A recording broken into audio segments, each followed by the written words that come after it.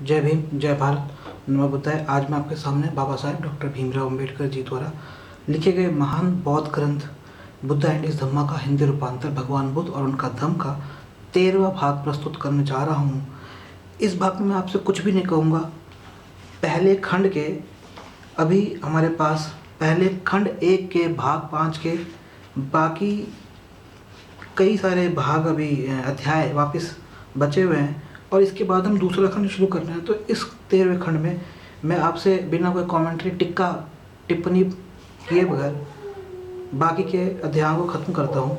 तो 5वां भाग हम शुरू करते हैं खंड 1 का, बुद्ध और उनके पूर्ववर्ती। अध्याय 1, बुद्ध और वैदिक ऋषि। वेद जो हैं वे मंत्रों अर्थात स्त्रोतों या स्तुतियों का संग्रह है। इन स्त्रोतों मैं आगे पढ़ने से पहले ध्यान दूंगा कि अब मैं जो ही बोलूँगा बहुत जल्दी जल्दी बोलूँगा, इसलिए आपको बड़े ही ध्यानपूर्वक ये बातें सुननी है और समझनी है। और एक बार नहीं 2-3 बार और सुनिएगा, तब आप शायद और इनके निष्कर्ष निकाल सकें, क्योंकि मैं इस भाग में इनके निष्कर्ष नहीं दूंगा, अगले भागों में दूंगा। 1. वेद जो हैं वे मंत्रों अर्थात स्तोत्रों या स्तुतियों का संग्रह है।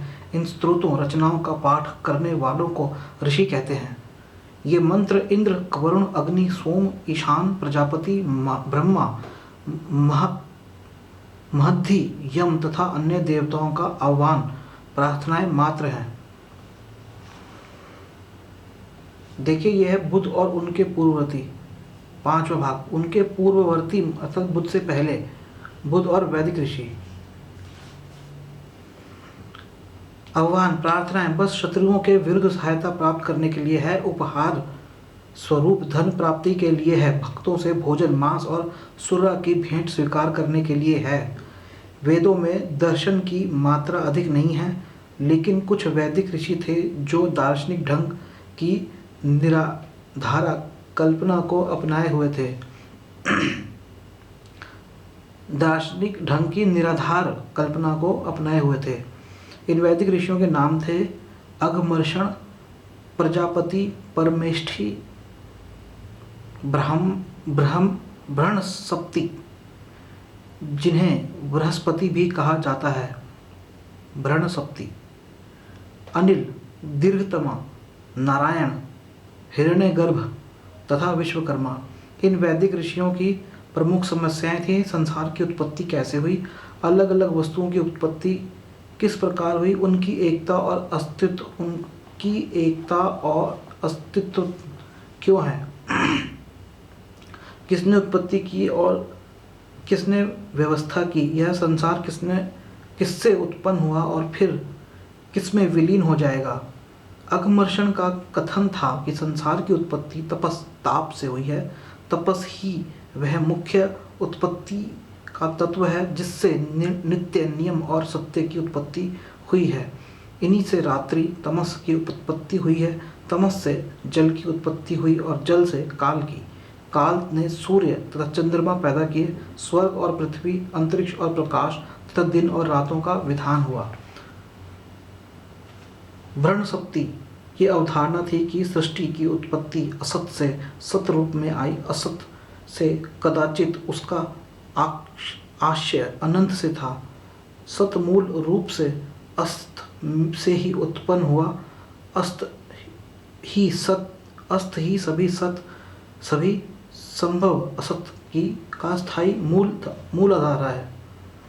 मूलाधार है। प्रजापति परमेष्ठी ने जिस समस्या को उठाया वह यह थी कि क्या सत की उत्पत्ति असत से हुई।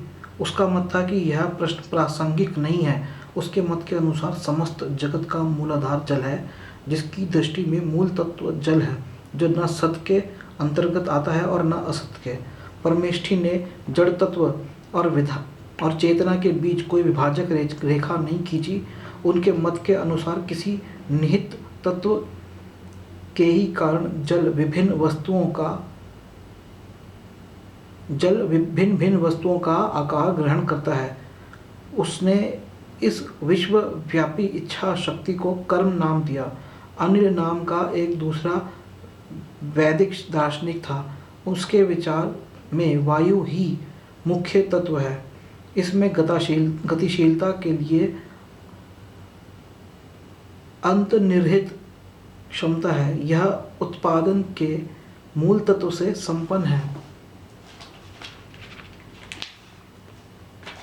दीर्घतमा का मत था कि समस्त जीवित प्राणी अंततः सूर्य पर निर्भर करते हैं। सूर्य थामा गया है और अपनी अंतर्निहित शक्ति से आगे पीछे धकेलता है। सूर्य किसी भूरी शक्ल के पदार्थ से बना है और वैसे ही विद्युत तथा अग्नि भी निर्मित है। सूर्य विद्युत और अग्नि से ही जल का बीजांकुर बनता है और जल पौधों का बीजांकुर बनाता है। दीर्घतमा के ऐसे विचार थे। नारायण के मत के अनुसार पुरुष ईश्वर ही जगत का आदि कारण है। पुरुष से ही सूर्य, चंद्रमा, पृथ्वी, जल, अग्नि, वायु, अंतरिक्ष, आकाश, क्षेत्र, ऋतुएं, वायु के जीव, सभी पशु, सभी वर्ग के मनुष्य तथा सभी मानवीय संस्थाओं की उत्पत्ति हुई है। सिद्धांत की दृष्टि से हिरण्यगर्भ तो परमेष्ठी और नारायण के बीच के मत का था। हिरण्यगर्भ का मतलब है स्वर्ण बीजांकुर। यही विश्व की वह महान शक्ति है जिसमें से दूसरी सभी पार्थिव तथा दिव्य शक्तियों तथा अस्तित्व की उत्पत्ति होती है। हिरण्यगर्भ का अर्थ है अग्नि। यह अग्नि ही है जो सौरमंडल का उत्पादन तत्व है और विश्व की उत्पादक शक्ति का सिद्धांत है। विश्वकर्मा के मत के अनुसार ऐसा मानना अपर्याप्त और असंतोषजनक है कि जल ही सभी वस्तुओं के आदि मूल में है और जल ही से समस्त संसार की उत्पत्ति हुई है और इससे भी आगे गतिमान होने की अंतर्निहित शक्ति मिलती है। यदि हम जल को ही मूल उत्पादन माने जो अंतर्निहित परिवर्तनशीलता के सिद्धांत के अधीन है, तो पहले हमें यह बताना होगा कि जल की उत्पत्ति कैसे हुई और जल में वह शक्ति, वह उत्पादक सिद्धांत कहाँ से आए और शक्ति के मूल तत्व, अन्य नियम और शेष सब कैसे अस्तित्व में आए। विश्वकर्मा का मत था कि ईश्वर ही सबका उपादान कारण है, मूलधार है। ईश्वर आदि में है, ईश्वर अंत में है। वह इस दृश्य संसार के पहले से है। इन सभी विश्व भक्त शक्तियों के अस्तित्व में आने से भी पहले से उसका अस्तित्व है। अकेले ईश्वर द्वारा ही यह विश्व उत्पन्न है और संचालित है। ईश्वर एक और केवल एक है। वह अनजमा है और उसी में सभी उत्पन्न चीज़ों का निवास है। वह विचार से महाबली है और उसकी सामर्थ्य भी श्रेष्ठ है। वही उत्पन्न करने वाला है, वही विनाश करने वाला है। पिता की हैसियत से उसने हमें उत्पन्न किया और यमराज के रूप में वह हम सबके परिणाम से परिचित है। बुद्ध ने सभी वैदिक ऋषियों को आदरणीय नहीं माना। उन्होंने केवल 10 वैदिक ऋषियों को सर्वाधिक प्राचीन तथा मुख्य मंत्र रचयिता माना, लेकिन उन मंत्रों में से उन्हें ऐसा कुछ भी नहीं दिखा जो मानव के नैतिक उत्थान में सहायक हो। बुद्ध की दृष्टि में वेद मरुभूमि के समान बेकार थे। इसलिए बुद्ध ने वेद मंत्रों का बहिष्कार किया और उन्हें इस योग्य नहीं समझा कि उनसे कुछ सीखा या ग्रहण किया जाए। इसी प्रकार बुद्ध को वैदिक ऋषियों के दर्शन में भी कोई सार दिखाई नहीं दिया। वे ऋषि सत्य की खोज में थे, किंतु वे सत्य तक पहुंच नहीं पाए थे। उनके सिद्धांत केवल मनोकल्पना की उड़ानें थीं जो न ही तर्क और न ही यथार्थ पर आधारित थे। दर्शन के क्षेत्र में उनके योगदान ने किसी भी सामाजिक मूल्यों की उत्पत्ति नहीं की। इसलिए उन्होंने वैदिक ऋषियों के दर्शन को बेकार जानकर उन्हें अस्वीकार कर दिया। खंड 1 भाग 5 अध्याय 2 दार्शनिक कपिल। प्राचीन भारतीय दार्शनिकों में कपिल सर्वाधिक प्रसिद्ध थे। उनका दार्शनिक दृष्टिकोण अनोखा था। एक दार्शनिक के रूप में वह अपने में मानो एक दार्शनिक वर्ग ही थे। उनका दर्शन सांख्य दर्शन कहा जाता था। उनकी दार्शनिक मान्यताएं चौंका देने वाली थी। सत्य को प्रमाण से समर्थित होना चाहिए। सांख्य दर्शन का यह प्रथम सिद्धांत है। बिना प्रमाण के सत्य का अस्तित्व नहीं है। सत्य को सिद्ध करने के लिए कपिल ने केवल 2 प्रमाण स्वीकार किए, प्रत्यक्ष और अनुमान। प्रत्यक्ष प्रमाण से मतलब है मन के माध्यम से विद्यमान वस्तु की जानकारी। अनुमान प्रमाण 3 प्रकार के हैं। कारण से कार्य का अनुमान, जैसे बादलों के अस्तित्व से वर्षा का अनुमान। कार्य से कारण का अनुमान, जैसे घाटी में नीचे नदी में बाढ़ दिखाई देने पर ऊपर पहाड़ पर वर्षा होने का अनुमान होता है। सादृश्य के आधार पर अनुमान, जैसे एक आदमी एक स्थान से दूसरे स्थान पर जाने से स्थान परिवर्तन करता है। जैसे हम तारों को भी भिन्न भिन्न जगहों पर देखकर यह अनुमान लगाते हैं कि उनके भी स्थान परिवर्तित होते हैं। उनका अलग अलग सिद्धांत सृष्टि की उत्पत्ति और उसके कारण से संबंधित था। कपिल ने इस सिद्धांत को अस्वीकार किया कि किसी सृष्टिकर्ता ने सृष्टि की रचना की है। उनका मत था कि उत्पन्न वस्तु पहले से ही अपने कारण में विद्यमान रहती है, जैसे मिट्टी से बर्तन बनता है अथवा धागों से कपड़ा बनता है। इस प्रथम आधार पर कपिल ने इस सिद्धांत को अस्वीकार कर दिया कि किसी सृष्टिकर्ता ने सृष्टि की रचना की है, लेकिन कुछ अन्य आधार हैं जिन्हें उनसे अपने दृष्टिकोण के समर्थन में लेकिन कुछ अन्य आधार हैं जिन्हें उसने अपने दृष्टिकोण के समर्थन में प्रस्तुत किया। अस्तित्वहीनता कभी किसी कार्य का विषम नहीं हो सकती। वास्तव में कोई नई उत्पत्ति कुछ होती ही नहीं। वस्तु उस सामग्री के अतिरिक्त और कुछ नहीं है जिससे वह निर्मित हुई है। वस्तु अपने अस्तित्व में आने से पहले उस सामग्री के रूप में विद्यमान रहती है जिससे उसका निर्माण हुआ है। किसी एक निश्चित सामग्री से किसी एक निश्चित वस्तु का निर्माण हो सकता है और केवल एक निश्चित सामग्री ही किसी निश्चित वस्तु के रूप में परिणति को प्राप्त हो सकती है। तो फिर इस अनुभूतिमूलक संसार का मूल स्रोत क्या है? कपिल का कहना था कि अनुभूति मूलक संसार 2 चीज़ों से बना है, व्यक्त विकसित तथा अव्यक्त। व्यक्त वस्तुएं अव्यक्त वस्तुओं का स्रोत नहीं हो सकती।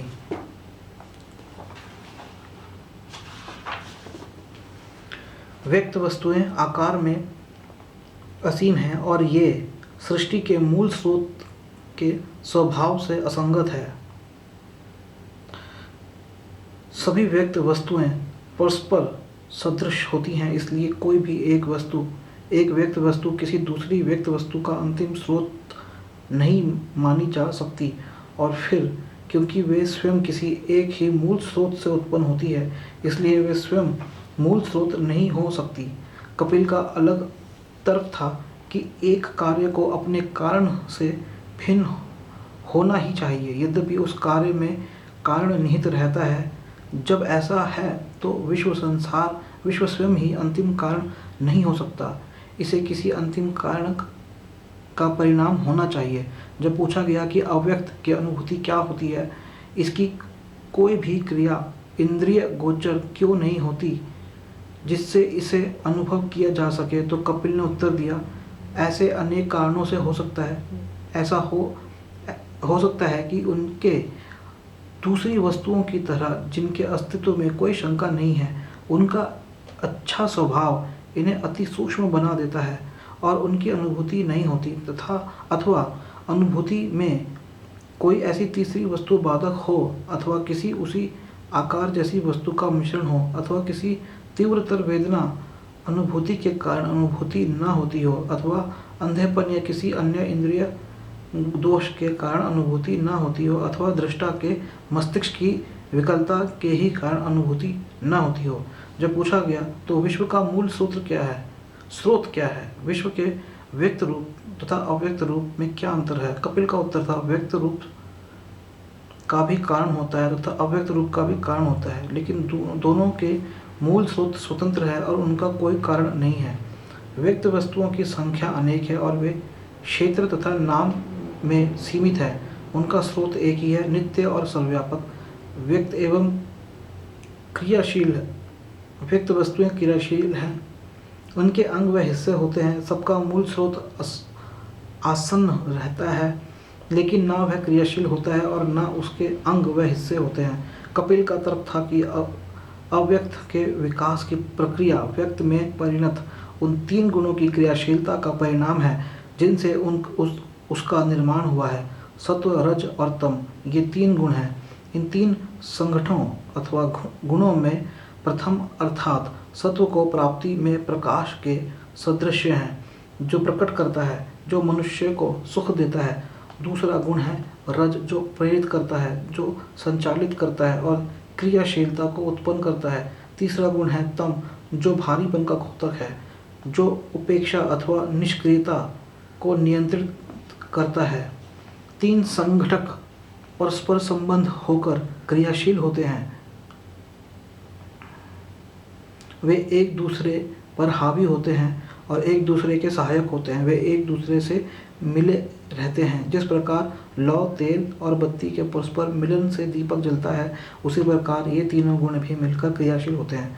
जब तीनों गुण पूर्ण सुख संतुलन में होते हैं तो कोई भी एक गुण दूसरे पर हावी नहीं होता है।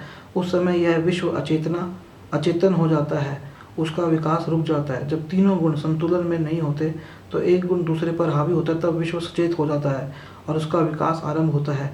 यह पूछने पर कि गुणों में असंतुलन क्या होता है, कपिल का उत्तर था कि इन तीनों गुणों के संतुलन में गड़बड़ होने का कारण दुख की उपस्थिति है। ऐसे थे कपिल के दर्शन के सिद्धांत। अन्य सभी दार्शनिकों की अपेक्षा बुद्ध को कपिल के ही सिद्धांतों से विशेष रूप से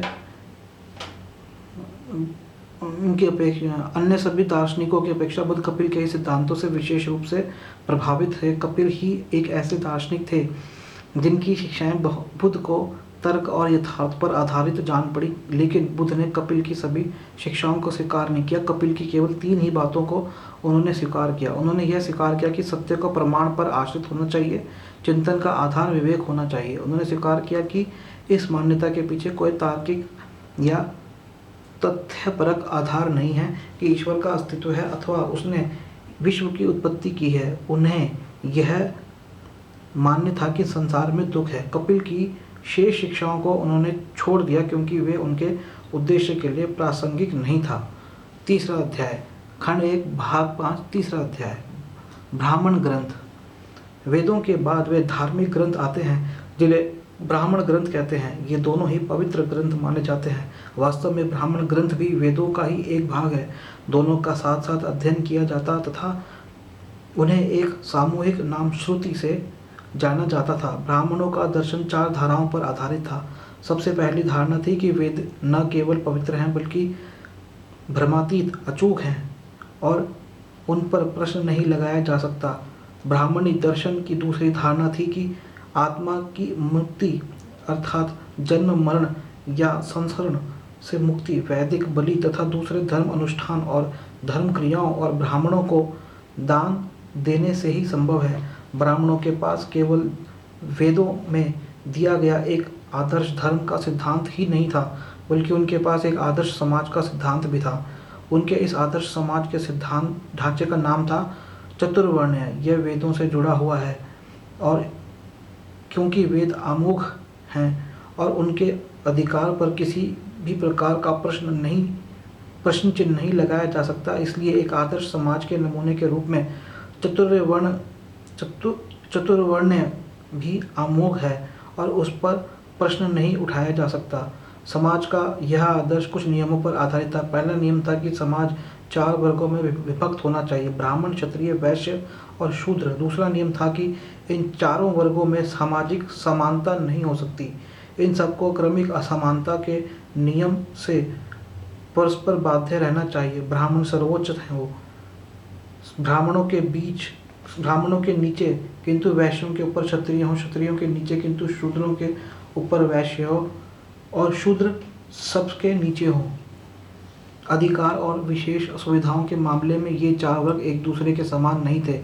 क्रमिक असमानता के नियम ही अधिकारों और सुविधाओं का निर्धारण करते थे। ब्राह्मणों को वे सभी अधिकार और विशेष सुविधाएं प्राप्त थी जिनका वह इच्छानुसार दावा कर सकता था, लेकिन क्षत्रिय एक ब्राह्मण के समान उन अधिकारों और विशेष सुविधाओं का दावा नहीं कर सकता था। एक क्षत्रिय की अपेक्षा उसे अधिक अधिकार और विशेष सुविधाएं प्राप्त थी। वैश्य को एक शूद्र की अपेक्षा अधिक अधिकार और सुविधाएं प्राप्त थी, लेकिन वह उन अधिकारों और विशेष सुविधाओं की मांग नहीं कर सकता था जो एक क्षत्रिय को प्राप्त थी। और जहाँ तक शूद्र का संबंध है, किसी विशेष सुविधा का तो कहना ही क्या, उसे अन्य किसी प्रकार का भी अधिकार नहीं था। उसके लिए यही सुविधा थी कि वह ऊपर के तीनों वर्गों को बिना रुष्ट किए किसी न किसी तरह से जीवित रखे, बिना रुष्ट किए किसी न किसी तरह से जीवित रहे।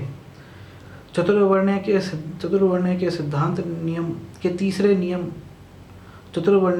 नियम का संबंध पेशों अथवा जीविका के साधनों के बंटवारे से था। ब्राह्मण का पेशा था पढ़ना पढ़ाना और धार्मिक संस्कार करना, क्षत्रिय का पेशा था युद्ध करना, वैश्य का पेशा था व्यापार, शूद्र का पेशा था ऊपर के तीनों उच्च वर्गों की सेवा करना। इन चार वर्गों का यह विभाजन ऐसा नहीं था कि एक वर्ग किसी दूसरे वर्ग का पेशा कर सके। प्रत्येक वर्ग केवल अपना ही पेशा कर सकता था और कोई भी एक वर्ग किसी दूसरे के पेशे में अतिक्रमण नहीं कर सकता था। चतुर्वर्ण्य का चौथा नियम शिक्षा के अधिकार से संबंधित था। चतुर्वर्ण्य के आदर्श के अनुसार केवल पहले तीन वर्ग ब्राह्मण, क्षत्रिय और वैश्य ही शिक्षा के अधिकारी थे।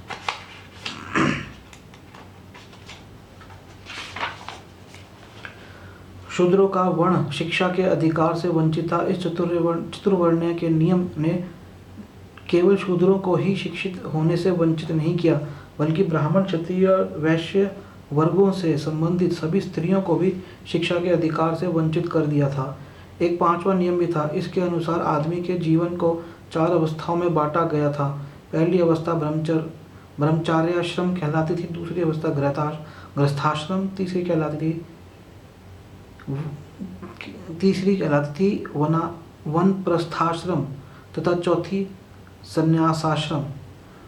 प्रथम आश्रम का उद्देश्य था अध्ययन और शिक्षा, दूसरे आश्रम का उद्देश्य था वैवाहिक जीवन व्यतीत करना, तीसरे आश्रम का उद्देश्य था जीवन को वनवासी जीवन से परिचित कराना, अर्थात बिना गृह त्याग किए पारिवारिक बंधनों से मुक्त हो जाने से परिचित होना। चौथे आश्रम का उद्देश्य था ईश्वर की खोज में निकलना और उसके साथ एकरूपता प्राप्त करना। इन आश्रमों से तीनों ऊपरी वर्गों के पुरुष मात्र लाभान्वित हो सकते थे। शूद्रों और स्त्रियों के लिए पहला आश्रम वर्जित था। इसी प्रकार अंतिम आश्रम भी शूद्रों और स्त्रियों के लिए वर्जित था। ऐसा था यह दिव्य आदर्श समाज का नमूना, जिसे चतुर्वर्ण व्यवस्था का नाम दिया गया था। ब्राह्मणों ने इस नियम को ऊंचे आदर्शवाद में बदल दिया था और इसमें कहीं कोई भी कमी न आने देते हुए इस आदर्श को प्राप्त कर लिया था। ब्राह्मणी दर्शन की एक चौथी अवधारणा क्रम का सिद्धांत था। यह आत्मा के संसरण के सिद्धांत का एक भाग था। ब्राह्मणों का कर्मवाद इस प्रश्न का उत्तर था, जन्मांतर होने पर नए शरीर को लेकर आत्मा कहाँ नया जन्म ग्रहण करती है। ब्राह्मणी दर्शन का उत्तर था कि यह उसके पिछले जन्म के कर्मों पर निर्भर करता है। दूसरे शब्दों में इसका यही अर्थ है कि यह उसके कर्मों पर निर्भर करता है। बुद्ध इस ब्राह्मणी धर्म के प्रथम सिद्धांत के कट्टर विरोधी थे। उन्होंने ब्राह्मणों की इस धारणा या सिद्धांत का खंडन किया कि वेद अपौरुषीय हैं और उनके प्राधिकार अर्थात अथॉरिटी पर किसी भी प्रकार का प्रश्न चिन्ह नहीं लगाया जा सकता। उनकी दृष्टि में कोई बात गलती की संभावना से परे तथा अंतिम नहीं हो सकती। यथावश्यकता समय समय पर हर बात का पुनर्परीक्षण एवं पुनर्विचार होना चाहिए। आदमी को सत्य और यथार्थ सत्य जानना ही चाहिए। बुद्ध के लिए विचार स्वातंत्र्य सर्वाधिक महत्व की बात थी और उन्हें इस बात का पूर्ण विश्वास था कि विचार स्वातंत्र्य ही सत्य की खोज का एकमात्र मार्ग है। वेदों की अपौरुषेयता का अर्थ तथा विचार स्वतंत्रता को सर्वथा अस्वीकार कर देना। इन्हीं कारणों से ब्राह्मणी दर्शन की उक्त अवधारणा उनके लिए सर्वाधिक आपत्तिजनक थी। वे ब्राह्मणी दर्शन की दूसरी धारणा के भी वैसे ही विरोधी थे। बुद्ध ने यह तो स्वीकार किया कि उचित बलि त्याग में भी गुण है, किंतु उन्होंने सच्चे यज्ञ बलि और झूठे यज्ञ में अंतर किया। दूसरों के कल्याण के लिए स्व परित्याग को ही बुद्ध ने सच्चा यज्ञ बताया। सर्वथा के लिए किसी देवता को प्रसन्न करने के उद्देश्य से किसी जीव की बलि को बुद्ध ने झूठा यज्ञ बताया। अधिकांश ब्राह्मणी यज्ञ